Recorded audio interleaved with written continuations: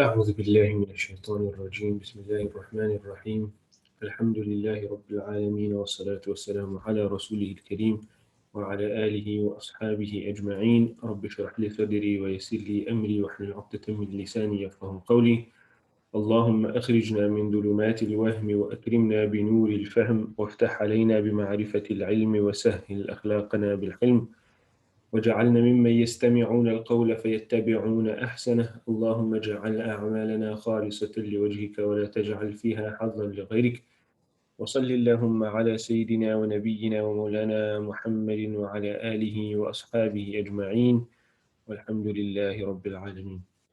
السلام عليكم ورحمة الله وبركاته. How's everyone today? السلام ورحمة الله. أزمن أنا؟ Good, الحمد لله. الحمد لله. Hopefully everyone had a good evening. وعليكم السلام ورحمة الله وبركاته. عليكم السلام ورحمة الله. Okay.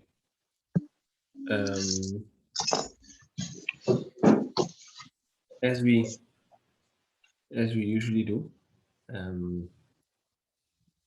we will say our Mazid fee scales before getting into our Sarf, before getting into our Nahwu, bi'idhnillahi ta'ala. Right, so you can all say it with me, you can say it softly, follow along with me. In that way, we'll just, keep the Mazid fee scales correct in our mind, keep up to date with our Sarf, and then we will proceed to our Nahwu lesson bi'idhnillahi ta'ala. Everybody, Bismillah. فعل يفعل تفعيلا مفعل مفعل فعل لا تفعل. Let's do that same scale with the root letters ba, fin, ra. بشر يبشر تبشيرا مبشر مبشر بشر لا تبشر. Next step. فاعل يفاعل فعالا مفاعلة مفاعل مفاعل فاعل لا تفاعل. Let's do that with the root letters قاف تاء لام قتل. So قاتل يقاتل قتالا مقاتلة مقاتل مقاتل قاتل لا تقاتل. Next scale.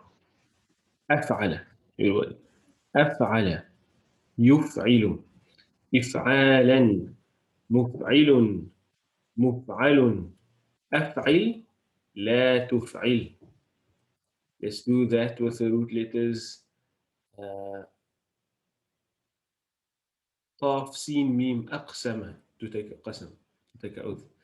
أقسم يقسم إقساما مقسم مقسم أقسم لا تقسم. Next scale, number 5.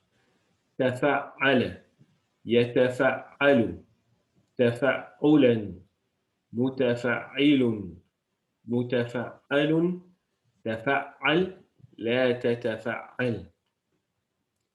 What root letters can you put on this first scale?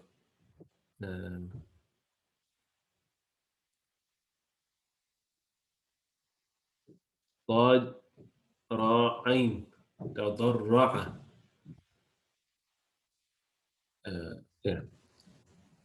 تضرع يتضرع تضرعا متضرع متضرع تضرع لا تتضرع. تضرع means like to call upon Allah subhanahu wa ta'ala, to implore Allah subhanahu wa ta'ala, to beg Allah subhanahu wa ta'ala, like in a state of great humility. تضرعا. Right, okay, next scale. تفاعل تفاعل يتفاعل تفاعلا متفاعل متفاعل تفاعل لا تتفاعل. What else can we put on there? كاف بارا تكابر يتكابر تكابرا متكابر متكابر تكابر لا تتكابر. And that has the root of being arrogant. Yeah, 47th scale. انفعل ينفعل انفعالا منفعل منفعل انفعل لا تنفعل. Root letters for the second scale. Let's do فجر. So, انفجر ينفجر انفجارا منفجر منفجر انفجر لا تنفجر. انفجر means to gush forth.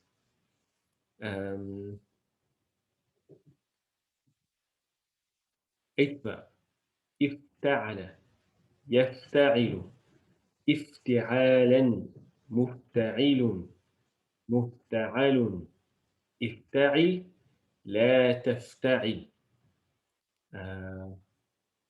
افتعل, what is that? What can I put on the?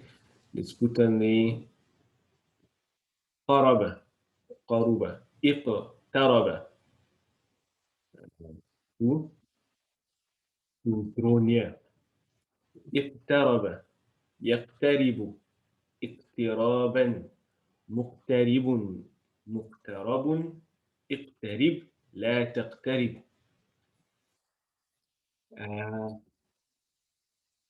The ninth scale. افعل يفعل افعلالا مفعل افعل لا تفعل. What can I put on the تلا خا صاد را بكرين اخضر يخضر اخضرارا مخضر اخضر لا تخضر. Ten scale. استفعل يستفعل استفعالا مستفعل مستفعل استفعل لا تستفعل. Put on قبل to meet on استقبل استقبل يستقبل استقبالا مستقبل مستقبل استقبل لا تستقبل. Any is everybody keeping up with the scales? Any questions on those scales still before we just get into our Nahwu? Just to give another opportunity. You must remember, don't forget those scales. Very, very important to remember them, to be able to use them. It's very important. So don't forget. Maulana, Bismillah. like the color green that you just gave, can you put it on other scales, or is it just exclusively for scale for Bob 9? Say that again. Like you gave green, no? Was it green that we just did now? What was Yes. the yeah? So can can you put it on any of the other babs? That set of root letters. Yeah, that state of root letters. You can, like for example, if I take that same set of root letters, fa, ta, ra, and I put it onto the second verb, خضر يخضر تخضيرا. That will mean to make something else green. And then it will have some other meanings also, like in different contexts. Like خضر الأرض will mean to, like, to farm the land, something like that. Yeah, to sow the land, or to till the earth. Um, yeah, but the normal form of the word, uh, the normal form of the word to just indicate to be or become a color. For that purpose, you will use the ninth scale. Generally, if you put it on the second scale, it will mean to make something else that color. Um, and then also sometimes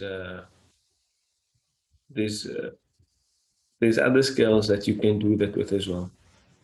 Um, Scales that we haven't learned yet, like uh, I think also. إخضودرة, 12th scale. But it will have the same meaning as the ninth scale.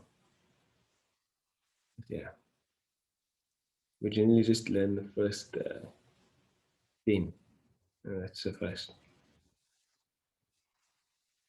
Tell me, I'm hearing you guys quite softly. Can you guys hear me clearly? Yes, Yes, Maulana, you Farhan. sound good. Sound fine? Yes. Yeah. Okay. I'm good. No, you guys are still talking to me.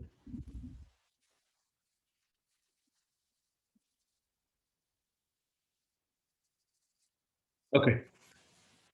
Let's move on to our Nahwu then. Quick recap.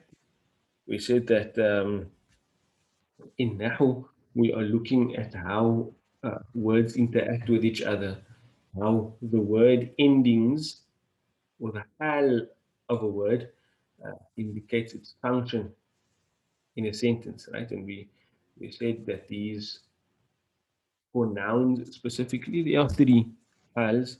The hals being raf, nasb, and jar. Words look differently or have different alamat, signs that they are in those hals. If it's a singular mufrad word, usually the sign is going to be a dhamma or dhammatain, u or un for raf, a or an for nasb, I or in for jar. If it's a dual word, uh, it will have a ani in raf, a aini in nasb and jar at the end, or that suffix. Um, if we have um, a sound masculine plural, it will either have a una at the end if it's in a raf, or a ina uh, at the end if it's in nasb or jar. Uh, for a sound feminine plural, either it will have a atun at the end if it is in raf, or atin at the end if it's in nasb or jar. Then we had the broken plural, and the broken plural worked exactly like the singular word u or un, or u or un uh, for raf, a or an for nasb, I or in for jar. Then we had those five special nouns, that's al-asma'ul khamsa. Those words, they just, actually the entire ending of the word change, like abu, aba, or abi.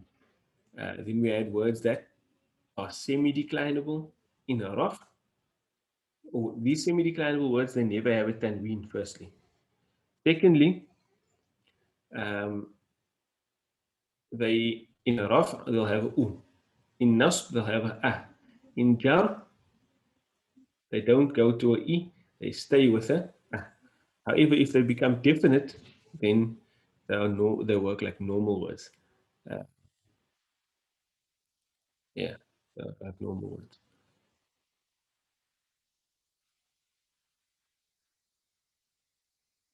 And then we had the non-declinable words. Non-declinable words, doesn't matter which hal they're in, there's no alama, there's no sign that tells us that, or the word doesn't change at all. It's fixed mabni. Then we said for each of these hals represent certain functions, right? And then we said we're focusing on raf.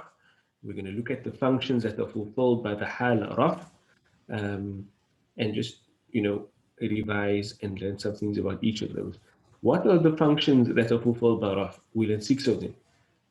فاعل in a sentence, النائب الفاعل, مبتدأ, خبر, اسم كان وأخواتها, and خبر كان وأخواتها. We were busy with the fa'il, and we ended off with the نائب الفاعل last week, and so we'll just recap that, look at some of the exercises, and then move on from there. Any questions before I do that?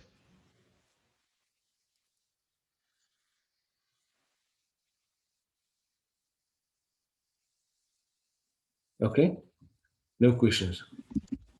So as for the fa'il, Maulana, you said Ismul Kana now, and then did you also say the khabar? It's the khabar of inna, not the khabar of kana. The khabar of inna, yes.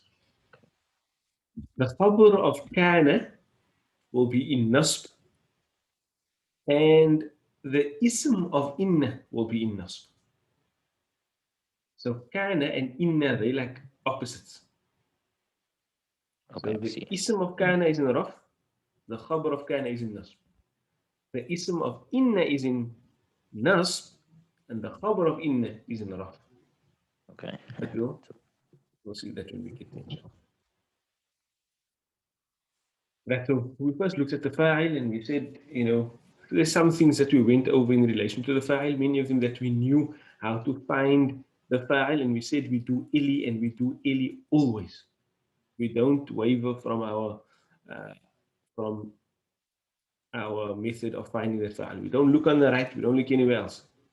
We use ili, right?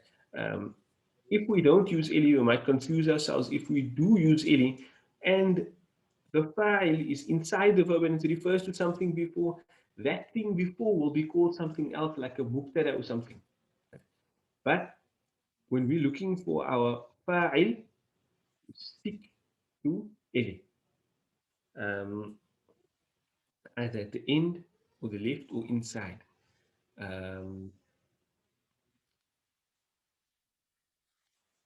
Right. That's basically what we focus on by the fa'il. With some other additional points, but essentially, if you have that down, then everything else falls into place. So, I mean, we first just stated that's our method of looking at it. Then we said that ili must be followed. A verb can only have one fa'il. The fa'il will never be on the right. If the fa'il is on the left of the word, it will always be in the raf state. And that is where the fa'il must be. So it will always be in the raf state. And if the word is mabni, doesn't really pertain, or doesn't only apply to the fa'il. For any function, if the word is mabni, then the state can't be seen on the word. We had examples for homework, which we looked at last week already. Then we moved on to the Naib al-Fa'il. Right. What is the Naib al-Fa'il, do you say? Maaf, Maulana. Bismillah. Assalamualaikum. I said, send us the answers to the of last week. Yes, I didn't do that. Inshallah. Inshallah. Just maybe remind me, if somebody could possibly remind me, like, not today, maybe tomorrow or something. Because on a Sunday, then after this, and I'm busy. Then I forget. So let's make it. Yes, maybe I must get it tied. Okay, I will remind you. Maulana, also, then we may have questions. We wrote something and the answer says something. Inshallah, then we'll discuss. Okay? Okay, no problem. Circle. Right. So the next thing the next function we moved on to was the Naibul Fa'il. Naib literally means the substitute. Like another translation for it would be a deputy. Like in a country, you'd have a Rais, if you want, a president, and then you have a Naib for that Rais, Naib Rais, like a deputy. So that the meaning doesn't change in this context. You have the Fa'il, and then you have a Naib for the Fa'il. Something that stands in the place of the Fa'il when the Fa'il is not there. Right? Something that stands in the place of the Fa'il when the Fa'il is not there. Now, when will the Fa'il not be there? When will the Fa'il not be there? The Fa'il will only not be there when I use a specific type of verb. That being a majhul verb. Right? Remember, we broadly linked two categories of words, of verbs, the ma'loom verb and the majhul verb. Ma'loom verb is our normal scale, fa'ala yaf'alu. And you can go down all of those. Fa'ala yufa''ilu. Fa'ala yufa'ilu. Af'ala yuf'ilu. Tafa'ala yatafa'alu. تفاعل يتفاعل انفعل ينفعل افتعل يفتعل افعل يفعل استفعل يستفعل. All of those were معلوم verbs. Can I say something? Sure, Bismillah. Hi, Assalamu alaikum, Maulana. I know this is like very random, but just like for myself, like how I decipher between like ma'loom and majhul. Like I always ask, I always say, so like majhul, there's like who majhul, so that like kind of like gives me the idea like, okay, majhul is when you don't know who the person, who the doer is. I don't know, I just thought I would share that because sometimes I would get confused like between the two, but then I just use that to guide me. Yeah, and sometimes we have these funny things, and it's actually really aiding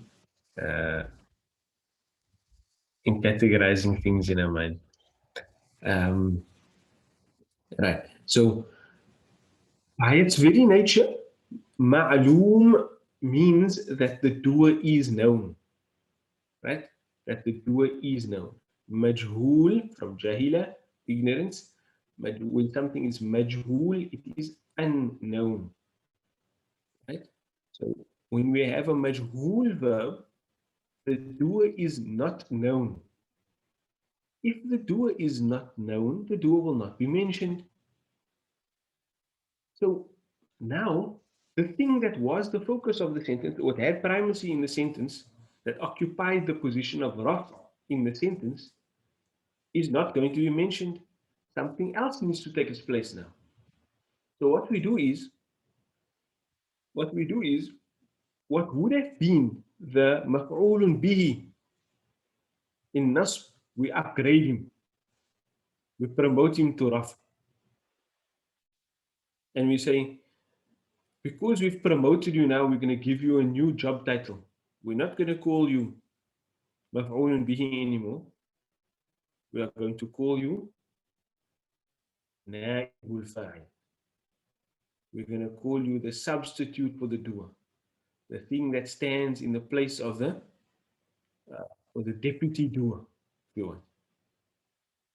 What is it in reality? In reality, it's still a maf'ulun bihi in meaning, but in terms of the form of the sentence, it's been promoted in hal and it's given a new title. Is that understood? Yes, Malala. When I have a majhul verb, by its nature, something is going to be unknown. That's the doer. Right? But because now the position of primacy in the sentence is no longer fulfilled, I have to deputize something else in the sentence to take that position. So we give that rank to the maf'ulun bihi, and we call the maf'ulun bihi, now we give him a new name, a new badge. He now gets upgraded from nasb to raf, and we give him a new title. Instead of calling him maf'ulun bihi, we call him naibul fa'il. But in terms of meaning, the meaning that that word possesses is still telling us the thing to which the action was done. Right. That's just to convey. That's just conveying to you the concept. Right. Let's look at the points that we have here. A majhul verb is a passive verb where the doer is not specified.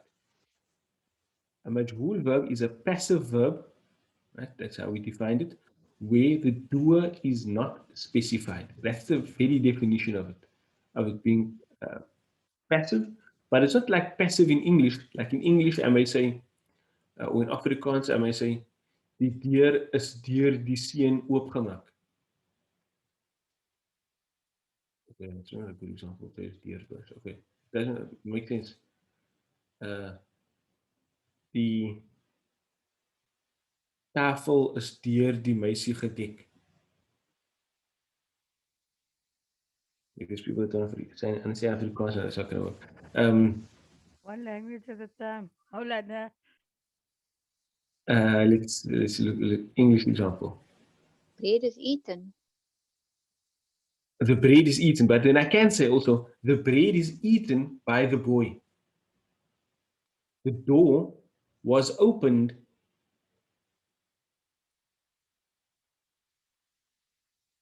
Yeah, the door was opened by the man. Instead of saying the man opened the door, the boy ate the food. So, like in English and Afrikaans, I can use the passive form, but then still mention who did the action. Whereas in Arabic, when you use the passive form, the doer is omitted. If you want to mention the doer specifically, then you generally use the active form. When you want to omit the doer, without saying that like that the action just happened by itself, when you want to omit the doer, that's when you use the majhul form. That's its definition. Right? So a majhul verb is a passive verb where the doer is not specified. Right? With a passive verb, the maf'ulun bihi takes the grammatical place of the fa'il, meaning that the maf'ulun bihi is now in a raf' state. Usually it's in nasb, now it's in a raf' state, and is now called the naibul fa'il, the fa'il substitute. Right? And we have two examples here. And we would have learned this in our source before. An active form sentence or active verb. نصر الرجل الولد. نصر الرجل الولد. You will see the sentence has three components. What are those three components? We have the fa'il over here. Sorry, the fi'al. Then we have the fa'il over here. Then we have the maf'ulun bihi over here. But when we have a passive form verb, we said by its very definition, the fa'il is omitted, is not mentioned, is not specified. So what are we going to have now? The parts of a sentence are that we're going to have a verb, a fi'al, and then essentially a maf'ulun bihi, but we're going to upgrade him to a raf. Can you see? We have now, instead of nasara, we have nusira. Instead of al-walada, we have al-waladu. What does the first sentence mean? Nasara al-rajulu al-walada. The man helped the boy. What does nusira al-waladu mean? The boy was helped. The boy was helped. The boy was helped. Still, the help is being done to the boy. But because there's no fa'il in the sentence, we upgrade this guy. Can you see? Its nasb changes to raf. It's nasb. Let's put the arrow down.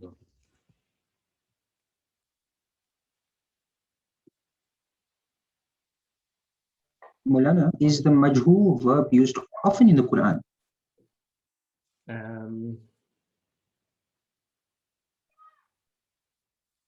But yeah, it's not. I don't think it's not as common as the active form, but it does come a lot. Like you need to know how to use the passive form of a.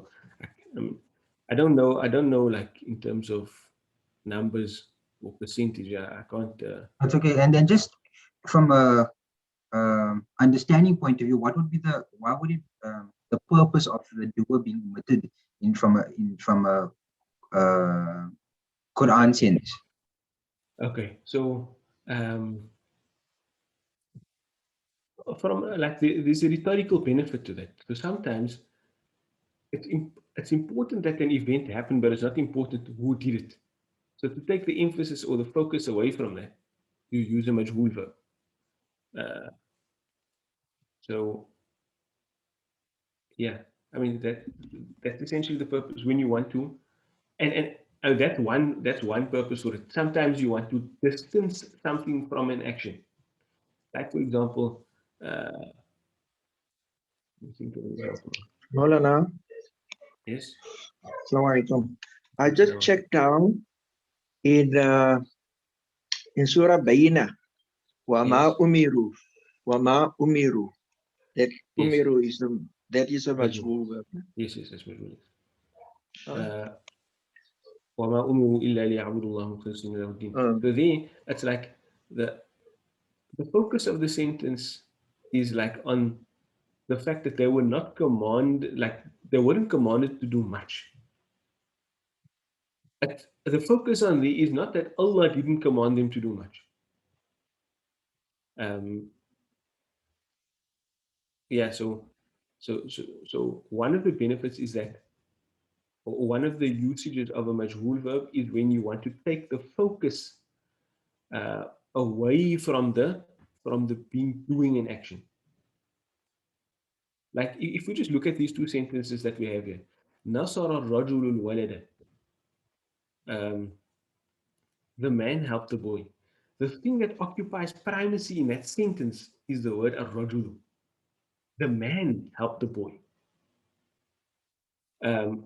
Or I could, if I wanted to create that emphasis even to even greater degree, I could say ar-rajulu nasara al-walada. Right? But in the case of nusira al-waladu, the emphasis there is on the boy being helped, not who's helping the boy. If that makes sense. Right? So that would be one time when you'd use it. Another time when you'd use it is when, like, obviously not in the Quranic sense because Allah knows everything, right? But just in a normal sense, you would use a majhul verb when you don't know who did the action. So I came, I'm sitting in this room, somebody from the outside of this room opens up the door. I can't say, a specific person opened the door because I can't see who opened the door, but I can say the door was opened. So in a normal sense, that's when we would also use a majhul verb. And then also sometimes when you don't want to mention the doer from the perspective of distancing them from the action. I'm just trying to think of an example of that now.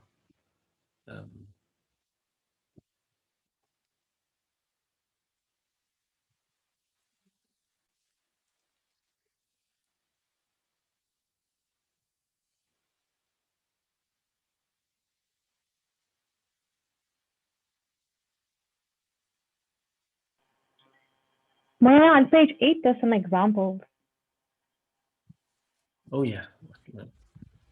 So I know the example number 3 is the case that you've given now, where you say kayfa khuliqat is, like questioning, you need to think, how were they created and how was the sky raised?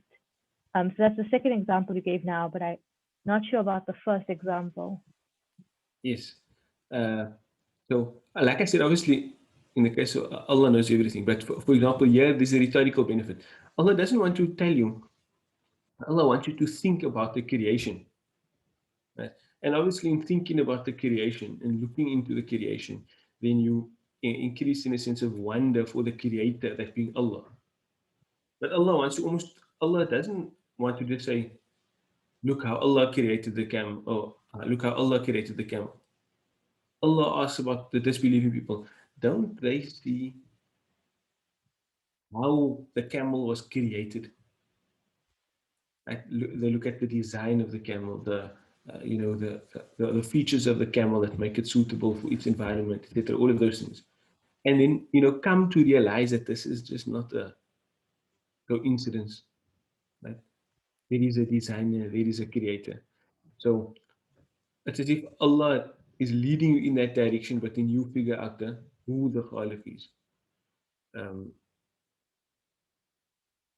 Interesting.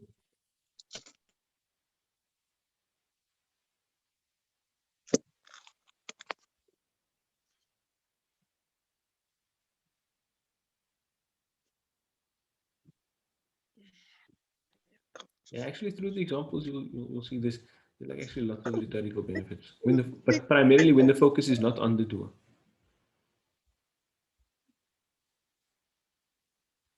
Is there a question?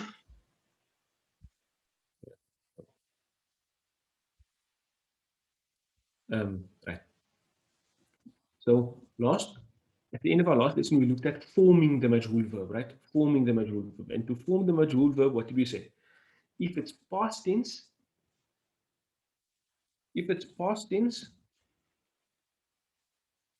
okay. First, the first rule that we had is a majhul verb always starts with a dhamma. Always starts with a dhamma.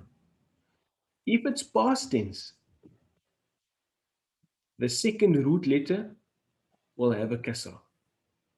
If it's present tense, the second root letter will have a fatha.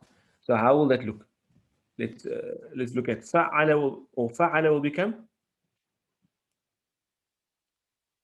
fu'ila. Fa'ala will become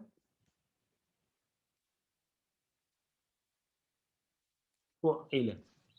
Fa'ala will become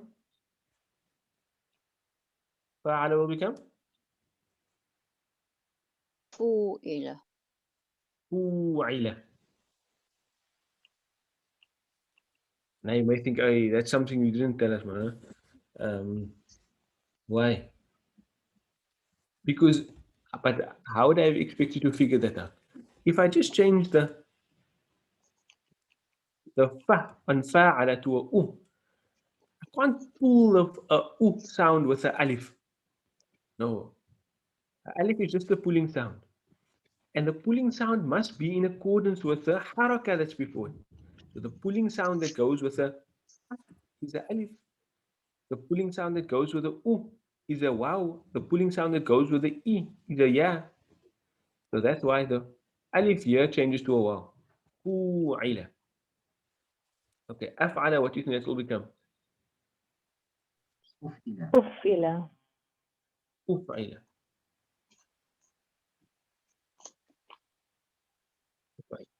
I'm not going to write it. Tafa'ala. Tufa'ilu. Tufa'ila. تُفُئِلَ. This one is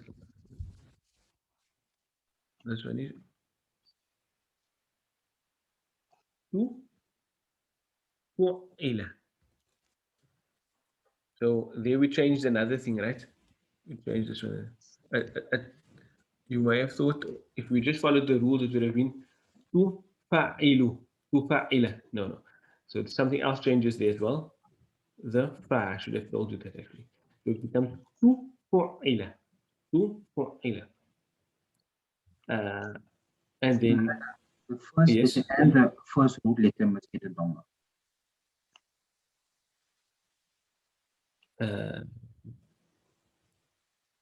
Yes, the first letter and the first root letter must have a dhamma. Did we?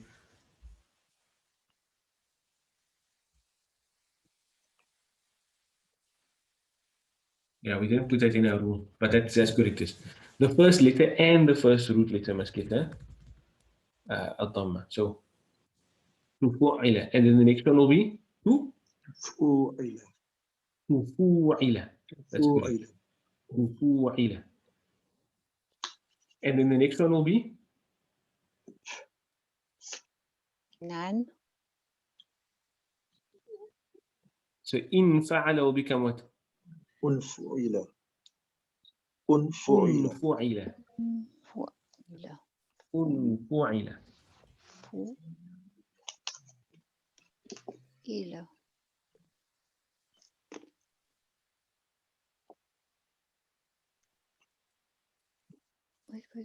wait. What I need to do is I think I need to write this out for you as well. In Ta'ala becomes. I thought there's nothing there. أنفعل.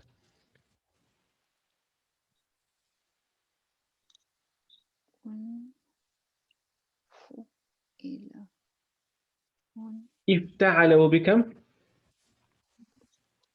افتعل.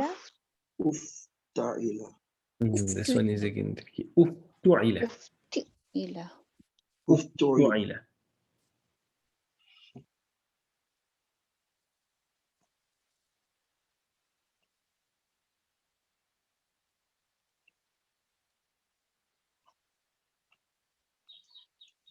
افتعل. افعلنا. Okay, we don't even form the مجهول over there. We don't even form the مجهول. And استفعل will become استفعل. أستفعل أستفعل أستفعل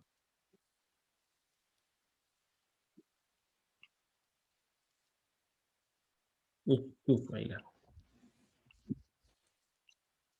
So if we go down the scale, it says again. فعل, oh sorry, فعل becomes فعل. فعل becomes فعل. فعل becomes فوعل.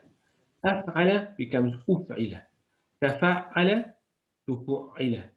تفاعل تفوعل. انفعل انفعل. افتعل افتعل. and استفعل استفعل. استفعل becomes استفعل. Mola, so do you say that everything before the second root letter must be in Dhamma? Yeah, that works. Okay. That works. They say there is sukun before that. Yeah, unless it has a sukun. Unless it has a Sukun, sukun. but everything else was changed to Dhamma. I see the tas also is also with a Dhamma Maulana. Yes. You can, I think that works there. Everything before the second root letter must have a Dhamma unless it has a sukun. Right, okay. Let's look at the present tense. يفعل becomes يفعل يفعل okay, this will be simpler now. يفعل يفعل. يفعل No, remember on the second root letter ya must have a fatha now. So يفعل يفعل. يفعل Right? يفعل. يفعل will become what? يفعل. يفعل فعل. There we go. يفعل will become what? يفعل يفعل. So yeah, you can't just say that everything must have a Dhamma. يفعل.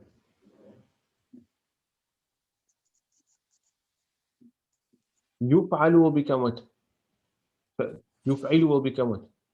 يفعل يفعل.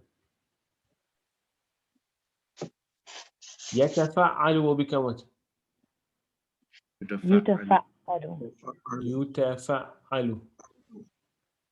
So yeah, the task still gets it. It keeps it. يتفعل. So yeah, it works better. يتفاعل. يتفاعل. يتفاعل يتفاعل يتفاعل.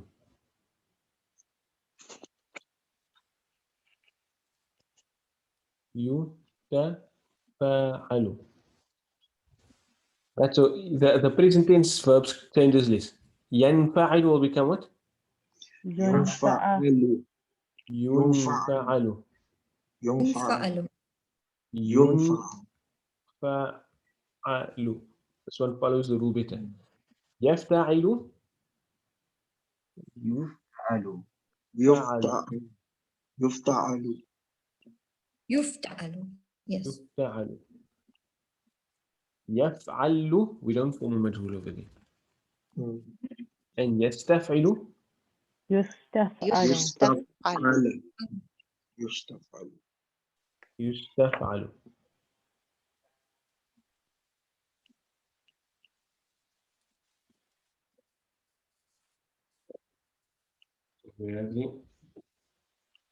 يفعل يفعل يفاعل يفعل يتفعل يتفاعل يفتع what's that? ينفعل يفتعل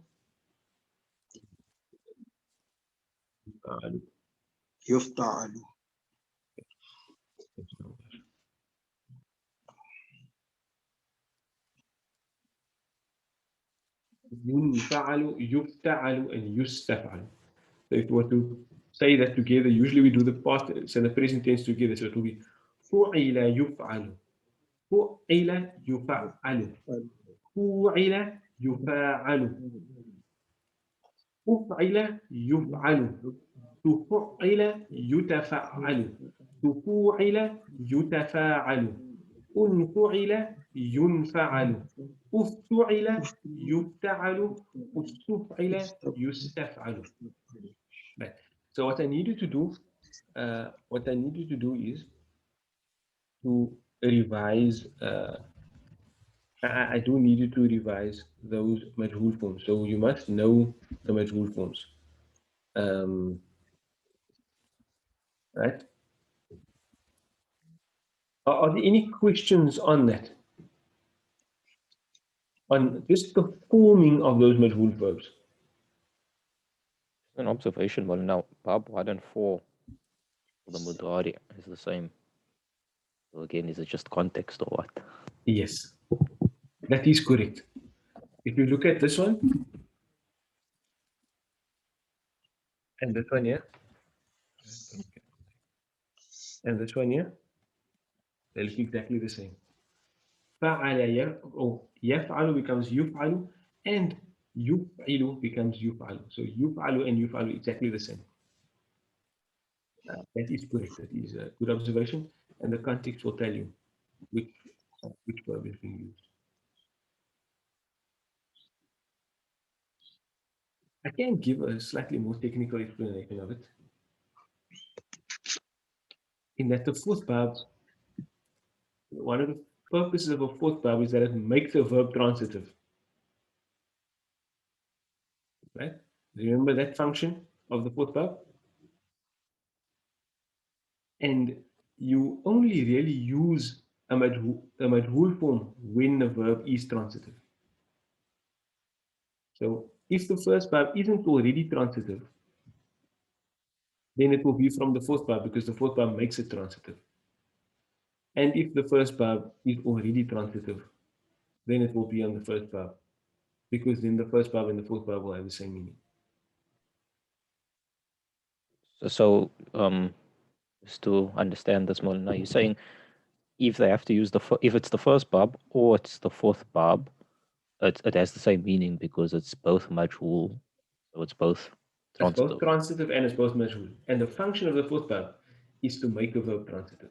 So it's sort of unnecessary, I would say. Well, not unnecessary, but like it's doubling up on the same function. It's fourth Bab and it's majhul, which is doing the same thing. Yeah, so that's what I'm saying. If the verb is already transitive on the first verb, then there'd be no reason for it to be on the fourth verb. Okay. Right? Then you just go with the simpler. I mean, we always just go with the simplest form, understanding that it's on the. If you have to gamble on a reading, you just take the simpler one. Read on the first verb rather than the fourth verb, for example. So, yeah. But like for now, I'll just say Just go with context. Context will tell you. Right. So, so for homework, I want you to revise these forms of the majhul verbs, right? You know all of them. Inshallah, you can remind me to also give you these majhul forms back up. Then what I want you to do for homework is work through this page number 8. Right? What must you do?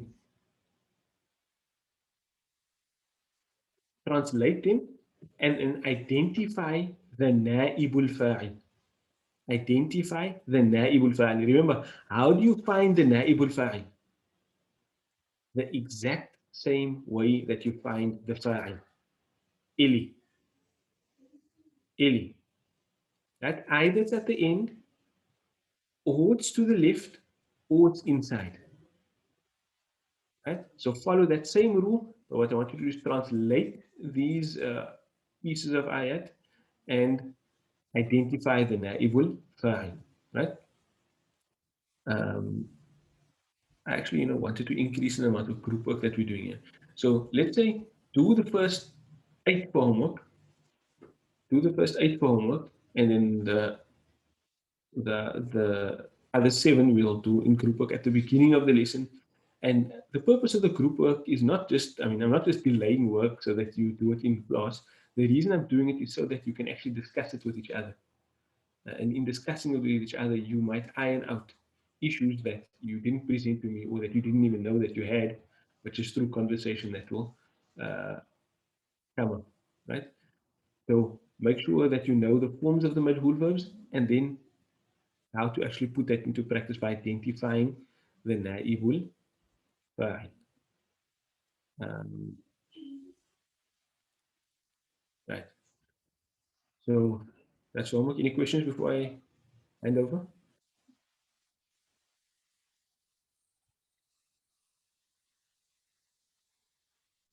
No? Okay. I'm going to hand over to Malaysia now.